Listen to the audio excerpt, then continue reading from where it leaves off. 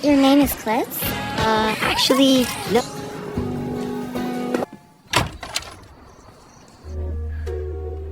Halo brother, ketemu lagi dengan gua Chandra Breu, tetap di channel kebanggaan kalian. Kali ini saya mau menceritakan alur cerita film The Girl Next Door, yang mana seorang SMA atau mahasiswa ini mempunyai tetangga yang cantik yang berprofesi atlet pergencotan. Untuk kalian yang haus tentang pengencotan, silahkan tonton ini sampai habis. Ingat, ini hanya hiburan. Syukur-syukur kalian bisa puas dengan video ini, yang mana itu mengirit penggunaan sabun kalian. Sebelum lanjut ke videonya, silahkan klik subscribe dan loncengnya, karena itu gratis. Yuk cekibrot.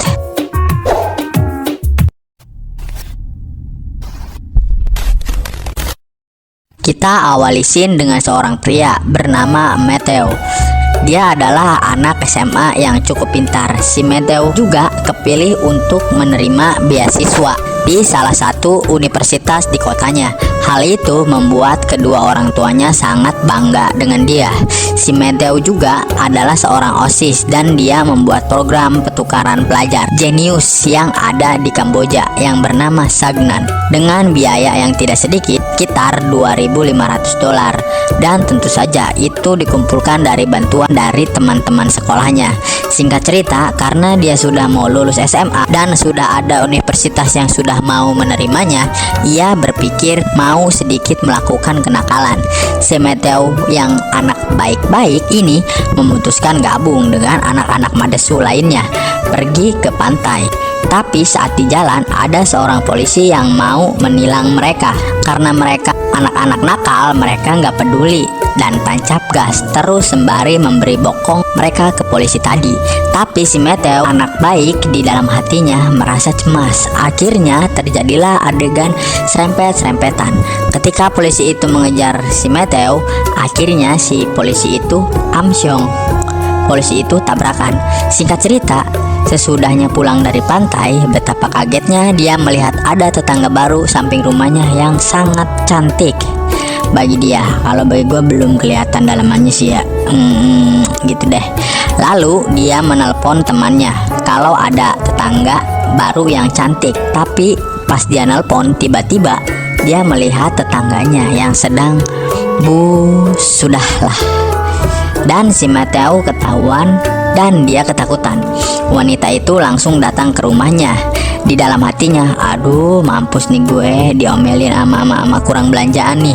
Tapi tanpa disangka si cewek itu minta ditemenin jalan. Tapi pada akhirnya di tengah jalan dia malah dikerjain sama si cewek itu dengan disuruh telanjang. Dengan alasan si cewek, karena kamu sudah melihat aku telanjang dan aku juga ingin melihatmu telanjang. Tapi pas dia di depan mobil, dia malah dikerjain dengan disuruh lari dan tidak diberi tumpangan. Dimulai dari situ, di hari selanjutnya dia sering jalan dengan si Donna, cewek tetangganya yang super cantik itu. Dan di scene ini dia masuk ke kolam milik kepala sekolahnya tanpa izin dan akhirnya ketahuan oleh kepala sekolahnya. Dan akhirnya dia kabur bersama si Donna. Singkat cerita, dia pergi ke pesta dansa bersama Donna.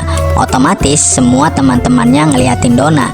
Singkat cerita, ada laki-laki yang mencoba mendekati si Donna, dan si Matthew ini ditarik oleh teman si cowok itu untuk disuruh pergi. Dalam hati si Matthew berkata, gebetan gua mau diembat nih kayaknya. Tanpa pikir panjang, si Matthew langsung mencium si Donna di depan laki-laki itu yang mau deketin si Donna itu, dengan maksud dalam hati bahwa si Donna itu milik saya. Wadaw. Dan keesokan harinya di kampus dia diajak temannya ke dalam suatu studio. Dia di sana diajak nonton film karate. Tapi betapa kagetnya si Matthew, di tengah film karate dia melihat si Donna sedang in the hoy, anjay. Ups, sorry, penjara 5 tahun nih gara-gara ngomong anjay. Melihat itu membuat si Matthew shock. Dan pas Matthew pulang ke rumahnya, ternyata sudah ada si Donna lagi ngobrol sambil ngopi santuy gitu kan sama ibunya. Karena otak si Matthew dari lahir sudah ngeres, si Matthew langsung menghayal dan berfantasi karena dia sudah tahu si Donna adalah atlet di bidang pengecotan yang sangat handal.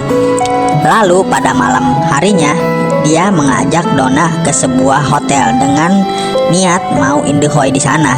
Dan tanpa disangka, si Donna mengiyakan dan sangat agresif si Donna karena dia atlet profesional ya kan. Tapi Matthew berkata, "Kenapa kamu melakukan itu?" Dan akhirnya ada perdebatan yang panjang antara mereka berdua, dan akhirnya si Donna ini marah sama si Matthew. Lalu pada esok harinya si Matthew datang ke rumah si Donna bertujuan untuk meminta maaf. Tapi betapa kagetnya, dia pas masuk ke rumahnya ada laki-laki lain di dalam rumah si Donna. Dan pada akhirnya mereka berkenalan. Ternyata pria itu adalah produsernya Donna. Dan diajaklah si Matthew ini jalan-jalan ke diskotik. Lalu pas di diskotik dia ketemu dengan teman ayahnya, dan dia dikerjain lah oleh si Ray ini. Dipanggillah teman ayahnya ini yang kayak ginilah, tipe-tipe teman biadab.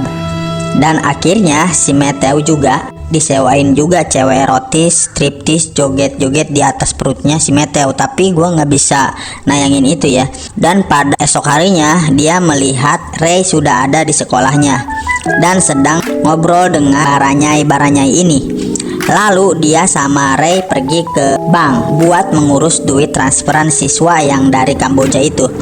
Dia juga sempat ngomong kalau Ray adalah wali kelasnya, dan itulah letak kesalahan si Matthew. Pasti nanti kalian akan tahu di akhir video. Lanjut, pada esok harinya dia melihat si Donna ini mau pindah rumah. Si Matthew sedikit sedih dan akhirnya dia mencari si Donna ini di sebuah diskotik. Lalu dia melihat Donna ini di atas panggung. Dia menghampiri Donna untuk meminta maaf, tapi Donna malah menyuruhnya pergi. Dan Ray pun marah sama Matthew karena sudah gangguin si Donna. Dikarenakan si Donna adalah ATM berjalannya ya. Beralih scene, kedua temannya yang sedang duduk di diskotik menggoda ciwai-ciwai kan, tapi pada dicuekin gitu. Dan dia berbicara, apakah gue jelek ya? Ngaca. Lalu ada baranya nyamperin mereka sambil bertanya pekerjaan mereka. Sambil ngaur mereka menjawab, kerjaan kita adalah sutradara.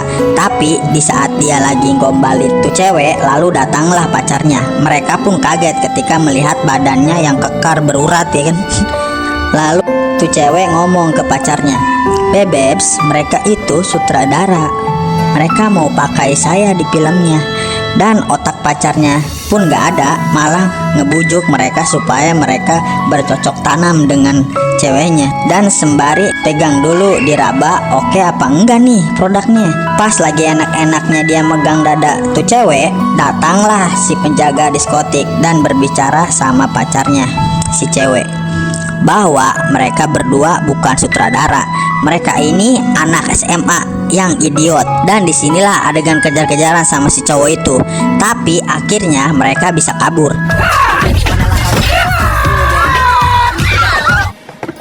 I just really are. Singkat cerita, akhirnya si Donna tobat menjadi atlet di atas ranjang. Karena perbuatannya itu membuat Ray yang produsernya ini marah karena kehilangan bintangnya yang seharusnya bisa dapat 300.000 US dollar. Tapi akhirnya gagal karena Donna nggak mau lagi.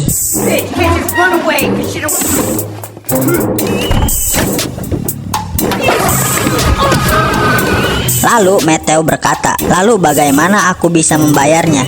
Dan si Ray pun mengajaknya untuk mencuri di rumah Hugos, sutradara nomor 1 tentang penggenjotan. Dia di sana disuruh menyuri patung Johnny. Tapi pada akhirnya Matthew dijebak.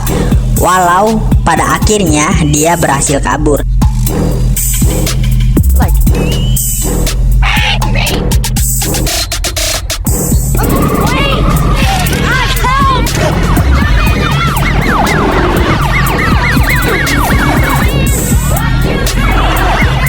Singkat cerita, si Matthew itu ada acara pidato yang mana acara itu menentukan dia mendapatkan beasiswa atau tidak. Tapi yang menjadi masalahnya dia dikasih obat mabuk sama si Ray tadi. Jadi pada saat pidato dia ngomongnya ngaler ngidul gitu. Walaupun dapat tepuk tangan dari semua orang, tapi akhirnya dia tidak dapat beasiswa di universitas yang ada di kotanya.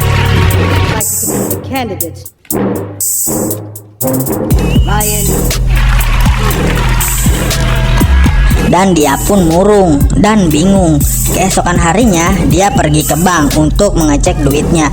Betapa kagetnya, ternyata duitnya habis diambil sama si Ray. Dan di situ dia merasa sangat stres dan tambah banyak masalah dia. Masalah beasiswa, nggak dapat uang, hilang. Gampang emang ya kan. Karena bingung mau cari duit kemana, pada akhirnya dia punya inisiatif mau membuat film esek-esek. Dan singkat cerita, dia pergi ke sebuah acara bersama Donna dan kawan-kawannya. Lalu datanglah temannya yang tadi sambil bilang, "Teman lu atlet semua ya?" Dia pun menjawab, "Betul sekali." Temannya bicara lagi, "Boleh nggak gua nemuin mereka?" Meteo pun menjawab, "Kenapa nggak sekalian aja lu main film bersama dia?" Tanpa berpikir panjang, dia langsung bilang, "Hayuk." Dan langsunglah mereka masuk ke ruangan syuting. Tapi ketika Meteo masuk ke ruangan tersebut, terjadilah masalah karena aktornya tidak kuat menahan goyangan atlet profesionalnya dan harus mencari aktor pengganti. Dan karena nggak ada lagi, oke, gua aja yang jadi lakinya. Tapi pas di ruang ganti, dia berpikir kalau dia sudah ada si Donna dan tidak mau mengkhianatinya. Dan dia keluar sembari bilang, "Sorry brother, gua nggak bisa."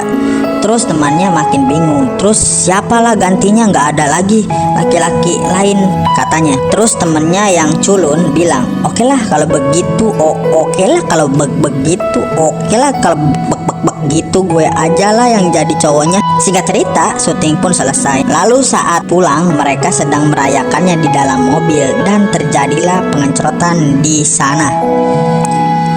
Dan pada keesokan harinya, temannya itu menelpon dan bilang kalau kasetnya hilang. Lalu pada saat Meteo masuk ke rumah, di sana sudah ada Ray, orang tuanya dan kepala sekolahnya juga sambil memegang kaset tersebut. Ray pun meminta untuk kedua orang tuanya dan kepala sekolahnya itu untuk keluar sebentar karena si Ray mau berbicara empat mata dengan si Meteo. Lalu si Meteo pun meminta kaset itu ke si Ray, tapi si Ray nya nggak mau kalau cuma-cuma. Dia mau minta bagi dua dari hasil penjualan kaset tersebut ke Hugo, sutradara nomor 1 tadi. Ray pun mengancam bahwa kasetnya akan diputar di depan orang tua Meteo dan kepala sekolahnya tadi kalau dia tidak mau membagi dua. Meteo pun bilang oke lah. Singkat cerita, si Ray pun kaget. Ternyata isi kaset tersebut bukanlah video esek-esek yang seperti kalian pikirkan ya, melainkan video pendidikan seks untuk remaja. Dan kaset itu pun laku keras di pasaran. Dan Hugo pun makin terkenal. Dan dia pun mendapatkan banyak uang dari hasil penjualan kaset tersebut. Dan dia pun bisa membiayai kuliahnya sendiri. Dan akhirnya tamat. Akhir yang biadab. Film ini cukup menghibur si Johnny ya kan. Dan saya titip pesan ke kalian, jangan boros-boros memakai sabun karena free. Karena alur cerita yang banyak pengecotan, tapi si Meteo ini cukup cerdas ya, bisa berpikir membuat film pendidikan seks gitu ya kan. Ya sudahlah, mudah-mudahan kalian bisa terhibur. Dan jangan lupa di subscribe dan loncengnya karena itu gratis. Ketemu lagi di next video selanjutnya.